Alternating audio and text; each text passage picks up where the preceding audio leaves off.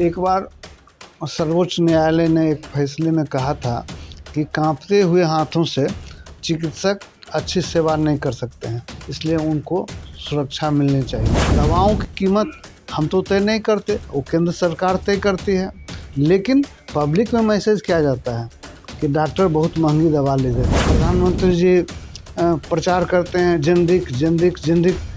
आप जो है सिर्फ जेनरिक ही दवाएं क्यों नहीं देते हैं? आप प्राइवेट दवाओं को लाइसेंस क्यों देते हैं? आप लाइसेंस देते हैं तब कोई नॉन जेनरिक दवा भी उत्पादन करता है। नए वर्ष के लिए ख्वाब को ताबीर देनी है, बेहतरी का ख्वाब जो है उसको ताबीर देनी है, एक वादा वफा करना है। वादा ये कि सब कुछ अच्छा हो और हम अच्छे की ओर बढ़ें, और मीलों दूर चलना है। विवेकानंद के शब्दों में, उठो जागो और तब तक चलते रहो जब तक तुम्हें मंजिल नहीं मिल जाए। अभी हमारे बीच हैं वरीय चिकित्सक डॉक्टर रामरेखा सिंह। डॉक्टर रामरेखा जी चिकित्सा के साथ साथ सामाजिक कार्यों में भी बढ़ चढ़ कर हिस्सा लेते हैं। इनसे अब बात करने जा रहा हूँ। नए वर्ष का समापन होने जा रहा है, 24 का आगमन हो रहा है, और आपने बीते हुए वर्ष को देखा और 24 आने वाला है। 24 हम इसलिए के भी है जो 24 में लोकसभा का चुनाव भी होने जा रहा है। इस पर आप क्या कहेंगे डॉक्टर साहब? 2024 के लिए मेरा संकल्प है, सर्वे भवन्तु सुखिनः सर्वे सन्तु निरामयाः। सभी लोग सुखी हों।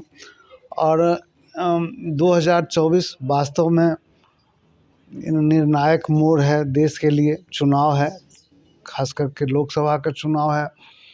तो अभी जैसा कि सर ने बताया आपको कि दो विपरीत तरह की शक्तियाँ कैसे काम कर रही हैं, तो काफ़ी सोच बूझ के साथ लोगों को इस समय का इस्तेमाल करना है ताकि देश बचे, संविधान बचे। आपने 2023 को देखा। 2023 बेगूसराय के लिए, चिकित्सा क्षेत्र के लिए कैसा रहा?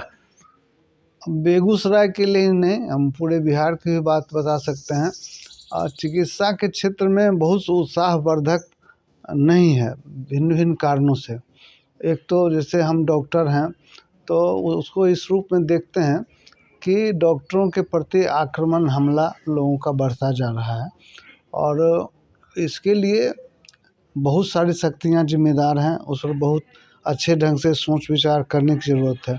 एक बार सर्वोच्च न्यायालय ने एक फैसले में कहा था कि कांपते हुए हाथों से चिकित्सक अच्छी सेवा नहीं कर सकते हैं, इसलिए उनको सुरक्षा मिलनी चाहिए। और ये बात सही भी है। और चिकित्सा के क्षेत्र में यद्यपि सरकार काफ़ी खर्च कर रही है, लेकिन फिर भी गिरावट ही है मेरी नज़र में। तो उस गिरावट के लिए क्या जिम्मेदार है, उस स्थिति को कैसे बदलेंगे, इस पर बड़े सोच समझ की ज़रूरत है। और इसमें समाज का भी, सामाजिक प्रतिनिधियों का सबसे अधिक है कि राजनीतिक तंत्र जो है वो इस बदलाव को कर सकता है अगर इच्छा हो तो।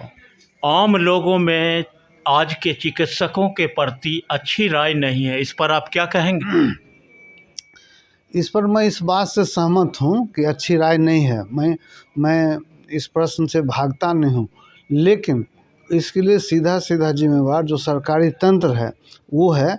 उसने हमारी छवि को ज़्यादा गिराया है। हम भी कुछ जिम्मेवार हैं, लेकिन उसने ज़्यादा गिराया है। अब एक बात बताइए, दवाओं की कीमत हम तो तय नहीं करते, वो केंद्र सरकार तय करती है, लेकिन पब्लिक में मैसेज किया जाता है कि डॉक्टर बहुत महंगी दवा ले देता है। बहुत ही, हम सस्ती दवा कहाँ से लिखें?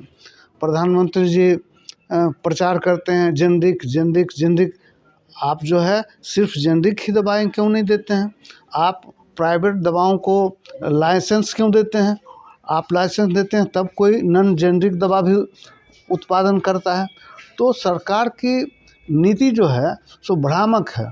जनता को कहती कुछ है, भीतर में कुछ और भी करती है। अब कारण क्या है, आप लोग ज़्यादा समझते हैं। चिकित्सा सेवा आम लोगों के लिए बेहतर हो, इस पर आपका क्या संकल्प, क्या कहेंगे?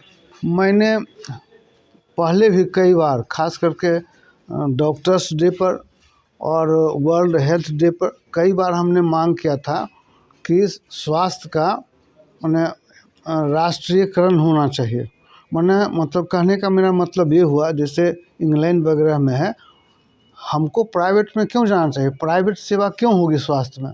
ये तो बहुत ज़रूरी चीज़ है, जीवन से जुड़ा हुआ है। ये बिल्कुल A to Z पूरा सरकारीकरण होना चाहिए, निजीकरण बिल्कुल बंद होना चाहिए और इसके लिए सरकार को प्रयास करना चाहिए। हमको लगता है अभी जो सरकार आयुष्मान भारत में और भिन्न योजनाओं में जितना खर्च करती है, उससे कम खर्च में अगर पूरा सिस्टम को सरकारीकरण कर दिया जाए तो कम खर्च में काम चलेगा और लोगों को अच्छी सुविधा मिलेगी। बेगूसराय चिकित्सा में हब माना जाता है, कई जिलों से यहाँ आते हैं। एम्स का नहीं बनना क्या खलता है बेगूसराय वासियों को? देखिए, भावनात्मक मुद्दा भी है, उस हिसाब से होना चाहिए। बेगूसराय वास्तव में चिकित्सा का हब है नॉर्थ बिहार के लिए, लेकिन एक दूसरा पहलू भी है जिस पर मैं ध्यान खींचूंगा आपका, कि एक एम्स था जो शायद 1956 में या 58 में, जो हो सकता है, सही मैं समय नहीं बता पा रहा हूँ, स्थापित हुआ दिल्ली में। अभी कई एम्स खुले हुए हैं, गुवाहाटी में, पटना में, देवघर में। क्या वह एम्स है जो दिल्ली में है? आज भी दिल्ली एम्स का प्रेशर घटा क्या? तो सिर्फ खोल देने से तो कुछ नहीं होता है, उसकी गुणवत्ता क्या है, उसके मानक क्या हैं, ये मायने रखता है। देश में शिक्षा, स्वास्थ्य, रोजगार से बढ़कर धार्मिक मुद्दा है? नहीं है तो नहीं, लेकिन आज इसे बनाने की कोशिश की जा रही है ताकि सारे मुद्दे लोग भूल जाएं। मूल मुद्दा तो वही है, भोजन वस्त्र आवास। मूल मुद्दा तो वही है, लेकिन लोग भोजन मांगेंगे, रोटी मांगेंगे, आवास मांगेंगे, कपड़ा मांगेंगे, ये नहीं मांगे इसलिए धर्म का घूंटी पिलाते रहो। क्या इसके लिए जनता भी जिम्मेदार है? जनता जिम्मेदारी की बात अगर कीजिएगा तो जिम्मेदारी कई स्तरों पर तय करनी होगी। जनता का भी 5% 10% उसकी भागीदारी भी होगी इसमें, लेकिन सबसे बड़ा गुनहगार वह है जो देश का भविष्य तय करता है और वह नियोजित ढंग से वो सोचता है कि किसको किस में भटका दें, किधर किसको डाइवर्ट कर दें, तो ये ज़्यादा गुनहगार है। मेरे कहने का मतलब कि देश का जो राजनीतिक तंत्र है, देश के पास जो सर्वोच्च सत्ता जिसके पास है, वह ज़्यादा जिम्मेवार है इस उतार चढ़ाव के लिए। बीते दिनों डॉक्टर चिकित्सक पर जो है रंगदारी मांगा गया, इस पर आप क्या कहेंगे? जिले के एक चिकित्सक पर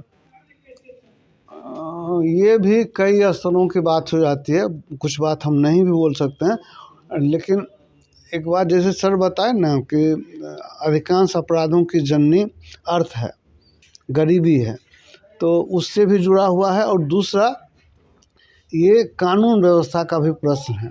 कानून व्यवस्था भी सुधरेगा, गरीबी दूर होगा तो ये सब कमेगा। नए वर्ष के लिए आपका संकल्प? नए वर्ष के लिए मैंने बताया ही, सर्वे भवन्तु सुखिनः, सर्वे भवन्तु निरामया, सभी लोग खुश रहें, प्रसन्न हों। और नए वर्ष के लिए एक ख्वाब को ताबीर देनी है, बेहतरी का ख्वाब जो है उसको ताबीर देनी है। एक वादा वफा करना है, वादा ये कि सब कुछ अच्छा हो और हम अच्छे की ओर बढ़ें, और मीलों दूर चलना है। विवेकानंद के शब्दों में, उठो जागो और तब तक चलते रहो जब तक तुम्हें मंजिल नहीं मिल जाए। यही मेरा संकल्प है। चलिए, बात करने के लिए बहुत बहुत धन्यवाद। अभी हमसे बात कर रहे थे वरीय चिकित्सक डॉक्टर राम रेखा जी। इन्होंने बेगूसराय ज़िले और राज्य की जो समस्या है, समस्याओं पर खुलकर बातचीत की। देखते रहिए बेगूसराय फ्रंट लाइन।